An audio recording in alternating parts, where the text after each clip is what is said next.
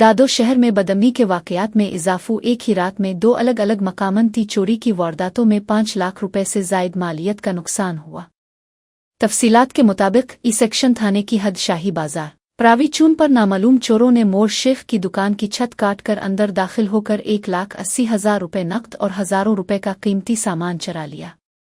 دکاندار مور شیخ نے بتایا کہ شہر میں بدامنی عروج پر ہے، پولیس چوکی کے قریب ہونے کے باوجود اس کی دکان کو نشانہ بنایا گیا۔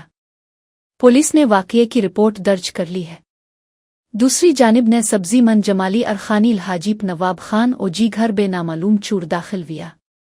چور با روم کی کا اندر داخل 4 قیمتی ریون 50,000 نقدی 1,000 روپین جو گھریلو سامان کا ویا۔